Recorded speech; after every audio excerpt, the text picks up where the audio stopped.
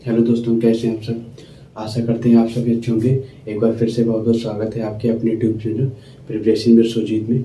जैसा कि दोस्तों ये देख रहे हैं कि ये आपका हिंदी का प्रैक्टिस सेट है जो 13 सितंबर 2015 को राजस्व लेखपाल में प्रथम पाली में पूछा जा सकता है। ऐसे प्रैक्टिस सेट सॉल्व करने के लिए प्रीवियस ईयर के top 25 previous year question paper solve करने के लिए हमारे साथ जुड़े।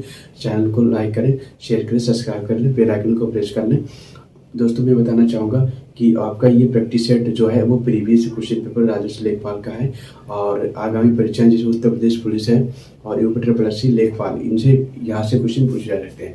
ये जो हम लोग प्रैक्टिस सेट सॉल्व करें यहाँ पे विद डिस्क्रिप्शन के साथ सॉल्व करेंगे या डिटेल्स के साथ सॉल्व करेंगे।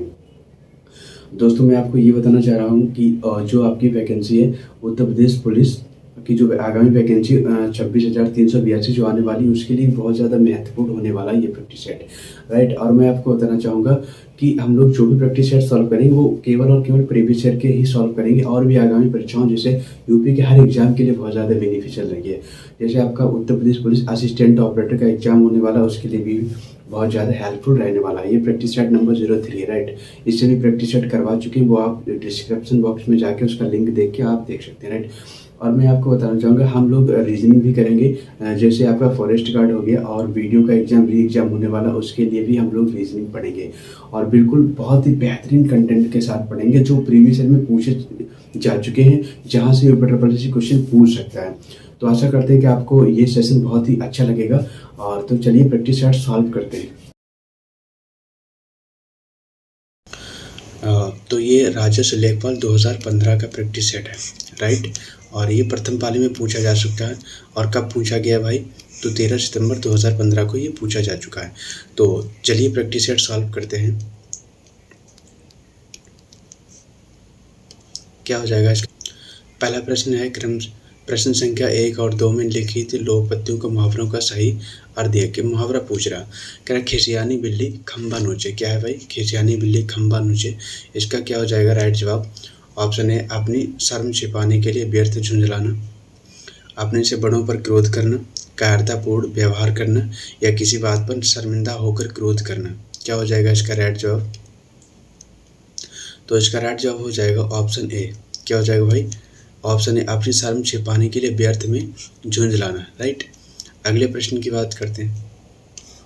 अगला प्रश्न क्या है आपका। अगला प्रश्न है काठ की हांडी बार बार नहीं चढ़ती। क्या है भाई, काठ की हांडी बार बार नहीं चढ़ती। लकड़ी का बर्तन अग्नि से जल सकता है। Option A. ऑप्शन बी क्या है, दुर्भाग्य की मार बार बार नहीं होती। ऑप्शन बी सी, बुरे दिन हमेशा नहीं रहते। ऑप्शन डी, छल कपट का व्यवहार हमेशा नहीं चलता। छल कपट का व्यवहार हमेशा नहीं चलता। क्या हो जाएगा इसका राइट जवाब।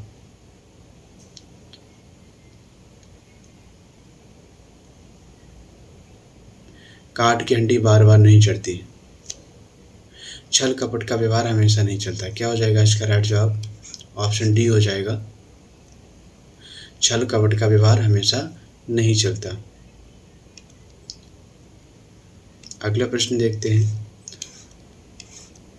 अगला प्रश्न है निम्नलिखित शब्दों को विलोम शब्द बताइए। विलोम शब्द क्या हो जाएंगे भाई। क्रश का विलोम शब्द क्या होगा, क्रश। विटप हो जाएगा या हष्टपुष्ट हो जाएगा या केस हो जाएगा या फिर भाव हो जाएगा। तो उसका जो राइट जवाब है वो हो जाएगा ऑप्शन बी। क्या हो जाएगा भाई, हष्टपुष्ट क्रश का विलोम शब्द हो जाएगा। अगले प्रश्न की बात करते हैं। प्रश्न नंबर 4 कर अल्पज्ञ। अल्पज्ञ का विलोम शब्द क्या होगा। तो अल्पज्ञ का आप जानते हैं क्या होगा, सर्वज्ञ। क्या होगा, ऑप्शन ए राइट होगा, सर्वज्ञ इसका विलोम शब्द हो जाएगा। अगले प्रश्न की बात करते हैं। करा खूंटी शब्द का बहुवचन बताइए। खूंटी शब्द का बहुवचन, ऑप्शन ए खूंटियाँ, ऑप्शन बी खूंटियाँ, ऑप्शन सी खूंटियाँ या ऑप्शन सी खूंटियों। क्या हो जाएगा इसका राइट जवाब। खूंटी का खूंटियाँ। क्या हो जाएगा, ऑप्शन सी इसका राइट जवाब हो जाएगा। अगला प्रश्न निम्नलिखित अनेकार्थी शब्द का दूसरा शब्द बताइए।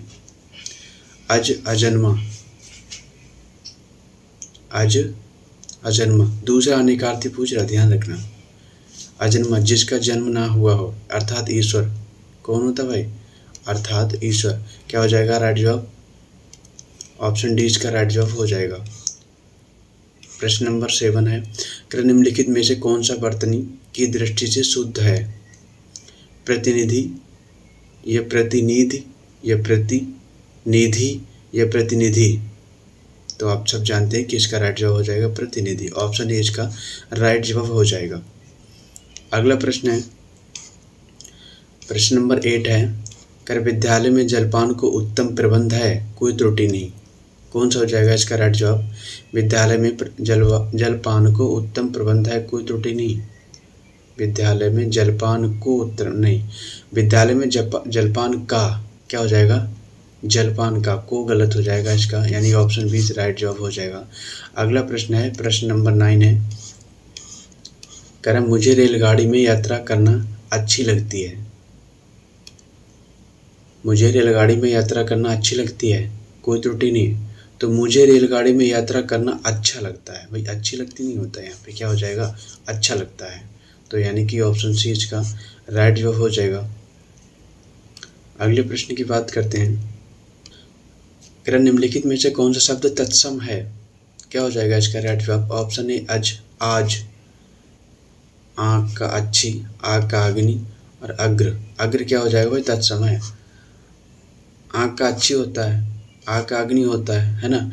तो इसका जो तत्सम मुझे लग रहा है वो है अग्र। ठीक है। अगला प्रश्न क्या है? अगला प्रश्न कह रहा, पर्वत की तलहटी, वाक्यों के एली एक शब्द। पर्वत की तलहटी को क्या कहते हैं? कई वाक्यों एक शब्द है। कह रहा, पर्वत की तलहटी को क्या कहते हैं? द्रोण कहते हैं, या फिर बेसिन कहते हैं, या फिर घाटी कहते हैं, या फिर उपत्यका कहते हैं। तो ध्यान रखेंगे, इसका जो राइट जवाब हो जाएगा ऑप्शन डी, उपत्यका कहते हैं। पर्वतों की तलहटी को हम उपत्यका कहते हैं। अगला है, कंजूसी से धन को व्यय करने वाला। मितव्ययी, फिजूल खर्ची, अपव्ययी होता है फिजूल खर्ची। अल्पव्ययी का मतलब होता है कम खर्चीला। कंजूसी से, तो ध्यान रखेंगे इसका जो राइट जवाब हो जाएगा वो मितव्ययी होगा। क्या होगा भाई? मितव्ययी, कंजूसी से धन खर्च करने वाले को मितव्ययी बोलते हैं, राइट। अल्पव्ययी का मतलब होता है कम खर्च करने वाला, और कंजूसी से खर्च करता है उसको बोलते हैं मितव्ययी, और अपव्ययी उसको कहते हैं जो फिजूल खर्ची होता है, राइट। 30 नंबर देखते हैं, कह उसका हृदय इतना कोमल है कि मित्र तो क्या वह अपने को भी चोट नहीं पहुंचा सकता। मित्र तो क्या वह अपने शत्रु को भी चोट नहीं पहुंचा सकता। क्या हो जाएगा इसका राइट जवाब? शत्रु को भी चोट नहीं पहुंचा सकता। प्रश्न नंबर है 14, क्या कह रहा है? देश रक्षा के लिए प्रत्येक नागरिक को उद्धत, प्रबुद्ध या संबद्ध या उद्धत? क्या हो जाएगा इसका राइट जवाब? ऑप्शन डी, उद्धत। क्या भाई? उद्धत ये नहीं, उद्धत होना चाहिए। क्या? उद्धत रहना चाहिए, राइट। अगला प्रश्न है 15, अरविंद शब्द का पर्यायवाची शब्द बताइए। अरविंद शब्द का पर्यायवाची शब्द बताइए। तो आप सब जानते हैं अरविंद किसका होता है? कमल, सरसिज, है ना? तो ये सब किसके होते हैं भाई? अरविंद तो किसका है? गुलाब का तो है नहीं, कमल का है, राइट। क्या हो जाएगा इसका राइट जवाब? कमल हो जाएगा। अगला प्रश्न है, निर्धन में कौन सी संधि है? निर्धन में कौन सी संधि है? नी प्लस धन, निर्धन, नी प्लस धन। क्या बनेगा इसका? नी और प्लस धन, क्या बनेगा? नी प्लस धन, यानी कि निर्धन बनता है। तो इसमें जाहिर सी बात विसर्ग संधि है। देखिए, संधि आपकी 3 होती है। एक तो स्वर संधि, ठीक है, एक तो आपकी हो गई विसर्ग संधि, और आपके हो गए व्यंजन संधि। और फिर स्वर संधि आपकी जो है वो 5 प्रकार की हो जाती है, राइट है। अगली बात करते हैं प्रश्न की, क्या देशांतर में कौन सा समास है? 17। ऑप्शन ए कर्मधारय, ऑप्शन बी बहुब्रीहि, ऑप्शन सी द्विगु, ऑप्शन द्वंद्व। द्वंद्व में क्या होते हैं? दोनों पद प्रधान। कैसे भाई? दोनों पद प्रधान, इसमें दोनों पद प्रधान होते हैं। बहुब्रीहि में क्या होता है? अप्रधान। क्या होते हैं? दोनों पद अप्रधान होते हैं, राइट। कर्मधारय में क्या होता है? कर्मधारय में विशेष होता है। एक तो आपका विशेष होता है, ध्यान रखेंगे, विशेष होता है, और प्लस विशेषण मिलकर आपका जैसे होता है। द्विगु समास में क्या होता है? द्विगु में आपका संख्यावाचक होता है। कैसा होता है भाई? संख्यावाचक होता है। तो राइट, देशांतर, देशों के बीच अंतर है जो, राइट। तो इसका जो राइट जवाब हो जाएगा वो ऑप्शन ए हो जाएगा, कर्मधारय। अगला प्रश्न है अंबर पनघट में डूब रही तारा घट उषा नागरी। अनुप्रास में क्या होता है? अनुप्रास में आवृत्ति होती है। किसकी? बड़ों की आवृत्ति होती है, राइट। उसके बाद में श्लेष का मतलब होता है छुपा हुआ। क्या होता है? छुपा हुआ। अगला उपमा। उपमा में ध्यान रखेंगे जब उपमान का रूप मान लिया जाए, यानी कि अगर इसका देखें तो सासी आएगा। क्या आएगा? सासी निकलेगा, वो आपका हो जाएगा, उसमें उपमा होगा। रूपक अलंकार तो आपको पता ही है। तो अंबर पनघटे में डुबो रही तारा घट उषा नागरी। तो ध्यान रखेंगे इसका जो राइट जवाब है वो रूप धारण कर लिया। क्या हो जाएगा? ऑप्शन सी हो जाएगा। ठीक है, अगला प्रश्न की बात करते हैं। प्रश्न नंबर 19 है, क्या निम्नलिखित में से कौन सा तद्भव है? तद्भव है इष्टिका। इष्टिका ये तत्सम है क्योंकि ईंट का होता है।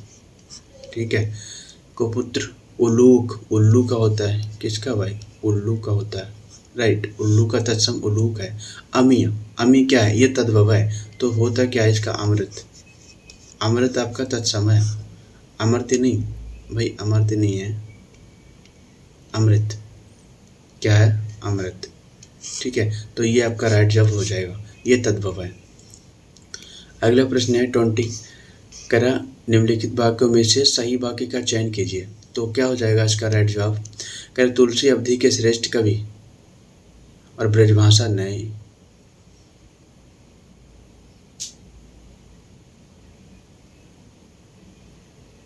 हाँ, कह रहा तुलसी अवधि के श्रेष्ठ कवि ब्रजभाषा के सूर हैं।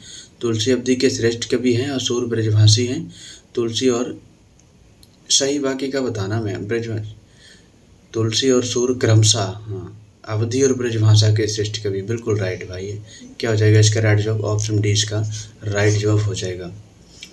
अगले प्रश्न की बात करते हैं। क्वेश्चन नंबर आपका 21 है, कह रहा जीवन और साहित्य का निकट संबंध है। वही सही बताना है। जीवन और साहित्य का निकट संबंध है, जीवन और साहित्य का घोर संबंध है, या जीवन और साहित्य का अगाध संबंध है, या जीवन और साहित्य का घनिष्ठ संबंध है। निकट नहीं। ध्यान रखेंगे इसका जो राइट जवाब है वो ऑप्शन डी हो जाएगा, यानी कि जीवन और साहित्य का क्या है? घनिष्ठ संबंध है। कैसा? घनिष्ठ संबंध है, राइट। अगले प्रश्न की बात करते हैं। अगला प्रश्न है आपका, करुण रस का स्थायी भाव क्या होता है? करुण यानी कि ध्यान रखेंगे शोक होता है। क्या? शोक। श्रृंगार का रति होता है। उत्साह वीर रस का होता है। भाई ये किसका होता है?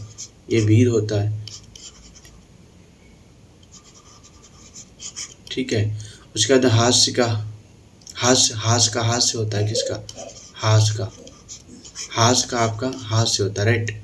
अगले प्रश्न की बात करते हैं। प्रश्न नंबर है आपका 23, मैं खाना खा चुका था, इस वाक्य में कौन सा भूतकालिक भेद है?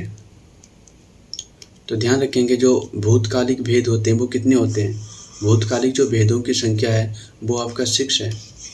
कौन कौन सा? नंबर 1 आसन्न भूत, नंबर 2 सामान्य, नंबर 3 संगीत, नंबर 4 पूर्ण, और नंबर 5 आपका क्या होता है? अपूर्ण। कौन सा होता है भाई? अपूर्ण होता है, अपूर्ण भूत। और नंबर 6 होता है आपका वो हेतु। कौन सा? हेतु मदभूत काल, राइट। तो कह रहा मैं खाना खा चुका था, तो क्या हो जाएगा इसमें? तो ध्यान रखेंगे इसका जो राइट जवाब हो जाएगा वो हो जाएगा ऑप्शन डी। क्या हो जाएगा? Option D. अगले प्रश्न की बात करते हैं। अगला प्रश्न है आपका, राजा सेवक को कंबल देता है। राजा सेवक को कंबल देता है, कौन सा कारक है? कारक पूछ रहा भाई, बताएंगे। संप्रदान, या कर्ता कारक, या कर्म कारक, या संबंध कारक।